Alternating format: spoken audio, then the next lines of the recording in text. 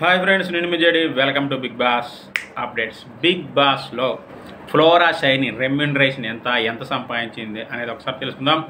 మొత్తానికైతే గట్టిగానే సంపాదించింది. దానికంటే ముందు కూడా శ్రీజ దమ్ము ఎలిమినేషన్ గురించి చాలామంది మాట్లాడుతూ ఉన్నారు.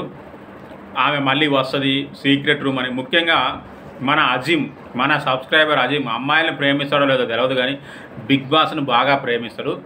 సో అతను మాత్రం ఖచ్చితంగా శ్రీజ దమ్ము వస్తుంది అంటున్నాడు. బట్ నాకున్న ఇన్ఫర్మేషన్ ప్రకారం శ్రీజ దమ్ము అవుట్. ఎలా అంటే ఆ వైల్డ్ కార్డు వాళ్ళతోనే పెట్టారట ఆమెకి. సో సుమన్ శెట్టిని అండ్ శ్రీజాని పెట్టారట. పెడితే వాళ్ళిద్దరిలో నలుగురేమో సుమన్కి ఓటేశారట ఉండాలని, ఇద్దరేమో శ్రీజాకి ఓటేశారట ఉండాలని. సో లీస్ట్ వల్ల ఎలిమినేట్ చేశారని తెలుస్తుంది. సో ఇంకా అది పక్కన పెడితే ఫ్లోరా షైనీ రెమ్యూనరేషన్ విషయానికి వస్తే పర్ డే 42,857 రూపాయలు.